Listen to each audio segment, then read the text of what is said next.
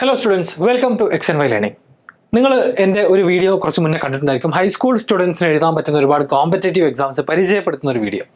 ഇന്ന് ഞാൻ ചെയ്യാൻ പോകുന്നത് നമ്മുടെ കുട്ടികൾക്ക് വേണ്ടിയിട്ട് ഉള്ള ഒരു കുറച്ച് എക്സാമുകൾ, അതിലെ ഓരോ എക്സാമുകളെ കുറിച്ചും ഡീറ്റെയിൽഡ് ആയിട്ട് വീഡിയോ ചെയ്യുമെന്ന് ഞാൻ പറഞ്ഞിട്ടുണ്ടായിരുന്നു.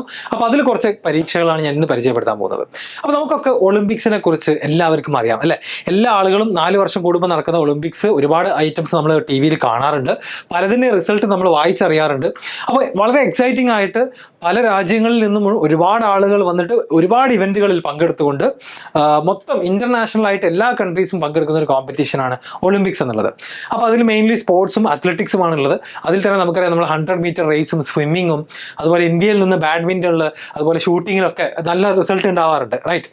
അപ്പോൾ ഇതുപോലെ നമുക്ക് എല്ലാവർക്കും ഇഷ്ടമുള്ള ഒളിമ്പിക്സ് പോലെ തന്നെ നമ്മൾ പഠിക്കുന്ന അല്ലെങ്കിൽ നിങ്ങൾ സ്കൂളിൽ പഠിക്കുന്ന ചിന്തിക്കുന്ന ടോപ്പിക്കുകളായിട്ടുള്ള സയൻസും മാത്തമാറ്റിക്സിലൊക്കെ ഇത്തരത്തിലുള്ള ഒരു കോമ്പറ്റീഷൻ ഉണ്ടോ എന്ന് നിങ്ങൾ ആലോചിച്ചിട്ടുണ്ടോ? ഉറപ്പാണ് ഒരുവിധം ഈ വീഡിയോ കാണുന്ന എല്ലാവർക്കും എനിക്ക് ഉറപ്പിച്ച് പറയാൻ പറ്റും, നിങ്ങളോട് നിങ്ങളുടെ ടീച്ചേഴ്സോ ആരും തന്നെ ഈ കോമ്പറ്റീഷൻസിനെ പറ്റി പറഞ്ഞു തന്നിട്ടേ ഉണ്ടാവില്ല. അപ്പോൾ ഞാൻ ഇന്നിപ്പോൾ നിങ്ങൾക്ക് പരിചയപ്പെടുത്താൻ പോകുന്നത് സിമിലർ കോമ്പറ്റീഷൻ എന്ന് വെച്ചാൽ ആദ്യം നമ്മളൊരു സ്റ്റേറ്റ് ലെവലൊക്കെ കളിക്കുന്നു, അത് കഴിഞ്ഞ് നാഷണൽ ലെവലിലേക്ക് പോകുന്നു, എന്നിട്ട് നമ്മുടെ ഇന്ത്യയെ റെപ്രസെൻ്റ് ചെയ്തുകൊണ്ട് നമ്മുടെ രാജ്യത്തെ റെപ്രസെൻ്റ് ചെയ്തുകൊണ്ട് ഒരു ഇന്റർനാഷണൽ സ്റ്റേജിൽ പോയിട്ട് നമ്മൾ കോമ്പീറ്റ് ചെയ്ത് ഗോൾഡ് മെഡലും സിൽവർ മെഡലും ഒക്കെ വിജയിക്കാൻ പറ്റുന്ന കുറച്ച് എക്സാമുകളെ പറ്റിയാണ്, അല്ലെങ്കിൽ കുറച്ച് കോമ്പറ്റീഷൻസിനെ പറ്റിയാണ്. വേറെ ഒന്നുമല്ല, നമ്മുടെ ഒളിമ്പിയാഡ്സ് തന്നെയാണ്. ഒളിമ്പിക്സ് എന്ന് അവിടെ പേര് വിളിക്കുന്നുണ്ടെങ്കിൽ ഇവിടെ ഒളിമ്പിയാഡാണ്. അപ്പോൾ നമ്മുടെ അക്കാഡമിക്സിൽ അല്ലെങ്കിൽ നമ്മുടെ സയൻസിലും മാത്തിലും ഒക്കെ എല്ലാ വർഷവും ഇന്റർനാഷണൽ ഒളിമ്പിയാഡ്സ് കണ്ടക്ട് ചെയ്യാറുണ്ട്. അതിൽ തന്നെ നമുക്ക് ഇഷ്ടമുള്ള പല സബ്ജക്റ്റുകളിലും ഒളിമ്പിയാഡ് നടക്കാറുണ്ട്. അതിൽ ഇന്ത്യയെ റെപ്രസെൻ്റ് ചെയ്തുകൊണ്ട് എല്ലാ വർഷവും ഒരു ടീം പോവാറുണ്ട്. ചില വർഷങ്ങളിലൊക്കെ നല്ല റിസൾട്ടും ഉണ്ടാവാറുണ്ട്. എന്നാൽ വളരെ സ്ട്രേഞ്ച് ആയിട്ട് പറയുകയാണ്, ഇത്രയും കാലമായിട്ട് പോലും നമുക്ക് നമ്മുടെ കേരളത്തിൽ നിന്നും ഇന്ത്യയെ റെപ്രസെൻ്റ് ചെയ്തുകൊണ്ട് ഈ ഒളിമ്പിയാഡ് പോലുള്ള കോമ്പറ്റീഷൻസിലേക്കൊന്നും ആർക്കും ഇതുവരെ പോകാൻ പറ്റിയിട്ടില്ല. അപ്പോൾ ആദ്യം ഇങ്ങനെ ഒരു കോമ്പറ്റീഷൻ നടക്കുന്നുണ്ടെന്ന് അറിഞ്ഞാൽ തന്നെ മാത്രമാണല്ലോ കുട്ടികൾക്ക് ഇത് പ്രിപ്പയർ ചെയ്യാനും അതിലേക്ക് എത്താനും പറ്റുള്ളൂ.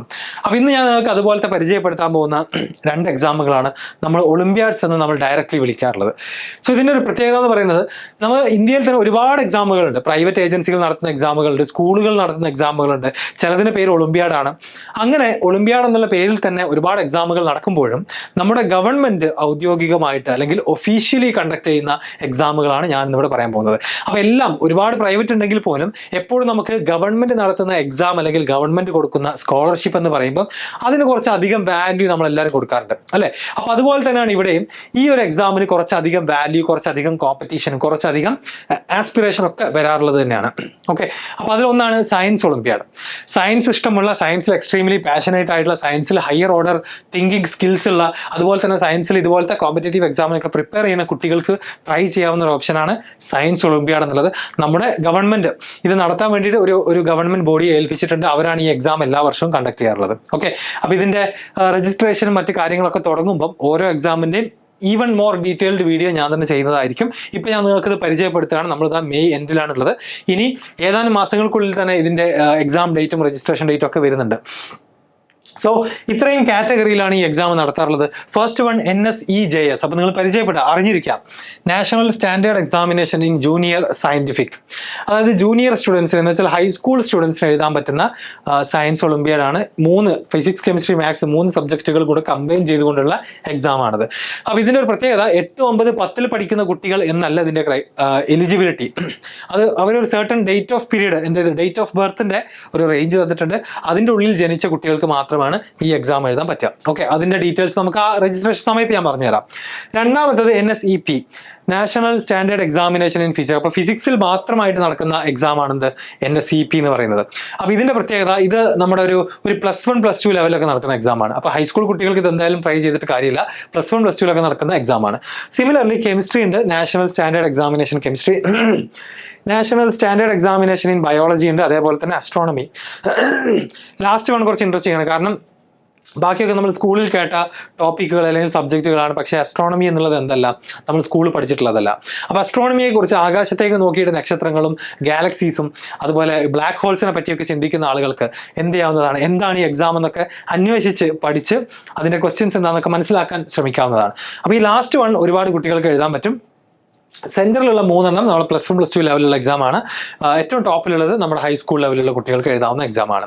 ഓക്കെ, അപ്പോൾ ഇതിൻ്റെ സിലബസ് എന്ന് പറയുന്നത് നമ്മുടെ ഫിസിക്സ്, കെമിസ്ട്രി, ബയോളജി എക്സാമുകൾക്ക് basically equivalent to senior secondary level, ഞാൻ പറഞ്ഞ പോലെ +2 ലെവൽ ഇക്വലന്റ് ആയിട്ടുള്ള എക്സാം ആയിരിക്കും.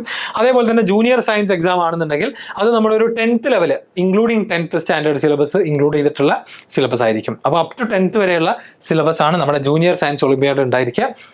അസ്ട്രോണമി ഒളിമ്പിയാഡിൽ it is broadly equivalent to senior secondary level എന്ന് വെച്ചാൽ +2 ലെവലിലുള്ള CBSE ഇക്വലന്റ് ആയിട്ടുള്ള എക്സാം ആണ്. അതിൽ there will be greater emphasis on physics. കുറച്ചും കൂടെ ഫിസിക്സിൽ ഒരു എംഫസിസ് ഉണ്ടാവും, മാത്തമാറ്റിക്സിലും ഉണ്ടാവും, പിന്നെ എലമെന്ററി അസ്ട്രോണമിയിലെ ക്വസ്റ്റ്യൻസും ഉണ്ടായിരിക്കും. ഇതാണ് നമ്മുടെ ഗവൺമെന്റ് നടത്തുന്ന സയൻസ് ഒളിമ്പിയാഡിന്റെ ഒരു ഓവർവ്യൂ. സോ ഞാൻ വീണ്ടും പറയുന്നത് ഈസി എക്സാം അല്ല, ഇത് എല്ലാവർക്കും കയറി ചെന്ന് എഴുതാൻ പറ്റുന്ന ഒന്നല്ല. അതിന് നല്ല ഇയേഴ്സ് ഓഫ് പ്രിപ്പറേഷൻ വേണം, നല്ല ബേസിക്സ് വേണം, നല്ല ഫൗണ്ടേഷൻ ഉണ്ടായിരിക്കണം ഇത്തരം എക്സാംസ് ഒക്കെ എഴുതാൻ വേണ്ടിയിട്ട്. ഓക്കെ, അടുത്തത് നമ്മൾ ഈ ഒരു ഒളിമ്പിയാഡിൽ തന്നെ കിങ് ആയിട്ടുള്ള നമ്മുടെ മാത്തമാറ്റിക്സ് ഒളിമ്പിയാഡാണ്. അപ്പോൾ മാത്തമാറ്റിക്സ് ഒളിമ്പിയാഡ് നമ്മുടെ ഗവൺമെന്റ് ഓഫ് ഇന്ത്യ ചെയ്യുന്നത് ആദ്യം IOQM എന്ന് പറഞ്ഞുകൊണ്ട് ഒരു ഒബ്ജക്റ്റീവ് ടൈപ്പ് എക്സാമിനേഷൻ എല്ലായിടത്തും കണ്ടക്ട് ചെയ്യും. അതിൽ നിന്നും സെലക്ട് ആയുള്ള കുട്ടികളാണ് സെക്കൻഡ് ലെവലായിട്ടുള്ള ഇന്ത്യൻ നാഷണൽ മാത്തമാറ്റിക്കൽ ഒളിമ്പിയാഡിലേക്ക് പോവുക. അതിൽ നിന്നും ഫൈനലി ആണ് എന്ത് ചെയ്യുക, 5-6 പേരടങ്ങുന്ന ഒരു ടീമിനെ ഇന്റർനാഷണൽ സ്റ്റേജിലേക്ക് പറഞ്ഞേക്കുക, ഏതുപോലെ നമ്മുടെ ഒളിമ്പിക്സിലൊക്കെ പോകുന്നത് പോലെ. ഓക്കെ, അപ്പോൾ ഇതിന്റെ പേര് ഇതാണ്, IOQM ആണ്. ഇതിൽ ആക്ച്വലി 8th മുതൽ 12th വരെയുള്ള എല്ലാവർക്കും ഒരു സിംഗിൾ എക്സാം ആണ്. നിങ്ങളൊന്ന് ആലോചിക്കുക, 8ാം ക്ലാസ്സിൽ പഠിക്കുന്ന കുട്ടിയും +2 പഠിക്കുന്ന കുട്ടിക്കും സെയിം മാത്തമാറ്റിക്സ് ഒളിമ്പിയാഡാണ് എഴുതേണ്ടത്. അപ്പോൾ എല്ലാവരും ആകെ അതിശയിച്ച് പോകും. കാരണം എങ്ങനെയാണ് രണ്ടാളും സെയിം എക്സാം എഴുതുക? രണ്ടാൾക്കും ഡിഫറെൻറ്റ് നോളജ് ലെവലാണ്, ഡിഫറെൻറ്റ് സിലബസ് ആണ് പഠിച്ചിട്ടുള്ളത്.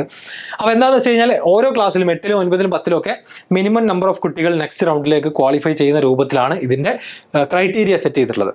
അതുകൊണ്ട് തന്നെ അത് മാത്രമല്ല, ക്വസ്റ്റ്യൻസ് വരുന്നത് എവിടുന്നാണ്, 8th മുതൽ 12th വരെ എല്ലാ ക്ലാസ്സുകളിൽ നിന്നും ക്വസ്റ്റ്യൻസ് വരും. അപ്പോൾ 8ലും 9ലൊക്കെ പഠിക്കുന്ന പല കാര്യങ്ങളും നമുക്കറിയാം 11th 12th എത്തുമ്പോൾ കുട്ടികൾ പിന്നെ അത് പഠിക്കുന്നില്ല. അപ്പോൾ അത്തരം ക്വസ്റ്റ്യൻസ് ഒക്കെ നമ്മുടെ ചെറിയ കുട്ടികൾക്ക് നന്നായിട്ട് സ്കോർ ചെയ്യാൻ പറ്റുകയും, എന്നാൽ ഹയർ ലെവലിലുള്ള +1 +2 ലെവലിലുള്ള പല ക്വസ്റ്റ്യൻസും എന്ത് ചെയ്യാൻ പറ്റില്ല, ഹൈസ്കൂൾ കുട്ടികൾ സോൾവ് ചെയ്യാൻ പറ്റില്ല. അപ്പോൾ അങ്ങനെ ഒരു ഓവറോൾ ബാലൻസ്ഡ് ആയിട്ടുള്ള എല്ലാവർക്കും കൂടെ ഒരൊറ്റ മാത്സ് ഒളിമ്പിയാഡേ ഉള്ളൂ. സയൻസ് പോലെ എന്തില്ല, 2 എണ്ണം ഇല്ല, എല്ലാവർക്കും കൂടെ ഒരൊറ്റ മാത്സ് ഒളിമ്പിയാഡേ ഉള്ളൂ. ഇതാണ് ഇതിന്റെ ഫസ്റ്റ് സ്റ്റേജിന്റെ പേര്. ഇത് കഴിഞ്ഞിട്ട് ഇതിൽ നിന്നും കുറച്ച് കുട്ടികൾ, ഏകദേശം 600ഓളം കുട്ടികളെ സെക്കൻഡ് സ്റ്റേജിലേക്ക് സെലക്ട് ചെയ്യും. അതിൽ നിന്നാണ് ഞാൻ പറഞ്ഞ ഒരു ടീം ഇന്റർനാഷണൽ സ്റ്റേജിലേക്ക് പോവുക. ഓക്കെ, അപ്പോൾ ഞാൻ പറഞ്ഞു വരുന്നത് ഇതാണ്, നമ്മുടെ ചുറ്റുമുള്ള കുട്ടികളെ നോക്കിക്കൊണ്ടോ, അല്ലെങ്കിൽ നമ്മുടെ ട്യൂഷൻ സെന്ററിലെ ടോപ്പർ ആയതുകൊണ്ടോ, അല്ലെങ്കിൽ നമ്മുടെ സ്കൂളിലെ ടോപ്പർ ആയതുകൊണ്ടോ ഒന്നും കാര്യമില്ല. എപ്പോഴും നമ്മുടെ ഡ്രീംസ് എന്ന് പറയുന്നത് നമുക്ക് എത്തിപ്പിടിക്കാൻ പറ്റാവുന്നതിലധികം നമ്മൾ എന്ത് ചെയ്യണം, എപ്പോഴും ഡ്രീം സെറ്റ് ചെയ്യണം. എന്നാൽ മാത്രമാണ് നമ്മുടെ ഒരു വർക്ക് എന്ത് ചെയ്യുള്ളൂ, ബാക്കി ഒരുപാട് സക്സസ്സിലേക്ക് നമ്മളെ നയിക്കുള്ളൂ.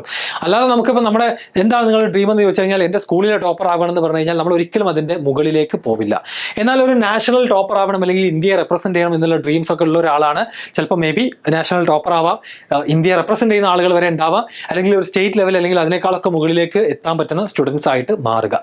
സോ ഈ ചാലഞ്ചുകൾ ഇത് ചാലഞ്ചിങ് ആണ്. ഓഫ് കോഴ്സ് ഒളിമ്പിയാഡ് എക്സാം വളരെ ചാലഞ്ചിങ് ആണ്. മേ ബി അതിൻ്റെ പ്രീവിയസ് ഇയർ ക്വസ്റ്റ്യൻ പേപ്പർ എടുത്ത് നോക്കിയാൽ നിങ്ങൾക്ക് കാണാൻ പറ്റും, നിങ്ങൾ ജീവിതത്തിൽ ഇതുവരെ കണ്ടതിൽ വെച്ച് one of the toughest examination തന്നെ ആയിരിക്കും. But you have to understand, അതായത് റൈറ്റ് പ്രിപ്പറേഷൻ നമ്മൾ നേരത്തെ ഏർലി സ്റ്റേജിൽ തന്നെ സ്റ്റാർട്ട് ചെയ്യുകയാണെന്നുണ്ടെങ്കിൽ ഈ എക്സാംസ് ഒക്കെ നമുക്ക് എന്ത് ചെയ്യാൻ പറ്റുന്നതാണ്, അതിൽ നന്നായിട്ട് പെർഫോം ചെയ്യാൻ പറ്റുന്നതാണ്. അങ്ങനെയാണ് ഇതിൽ സക്സീഡ് ചെയ്യുന്ന കുട്ടികൾ ചെയ്യുന്ന കാര്യം. എസ്പെഷ്യലി മാത്തമാറ്റിക്സ് ഒളിമ്പിയാഡിലൊക്കെ നമുക്കറിയാം, ഈ സക്സീഡ് ചെയ്യുന്ന കുട്ടികളിൽ പലരും 6th 7th 8th നിന്ന് തന്നെ ഒളിമ്പിയാഡ് ലെവൽ പ്രിപ്പറേഷൻ സ്റ്റാർട്ട് ചെയ്യുന്ന ഒരുപാട് ആളുകളെ എനിക്കറിയാം. ഓക്കെ, സോ ഇത്രയുമാണ് ഇതിൽ പറയാനുള്ളത്, ഈ 2 ഒളിമ്പിയാഡുകളും. അപ്പോൾ എന്താണ് ഒളിമ്പിയാഡ്സ്, വാട്ട് ആർ ഒളിമ്പിയാഡ്സ് എന്ന് ഞാൻ പറഞ്ഞത്.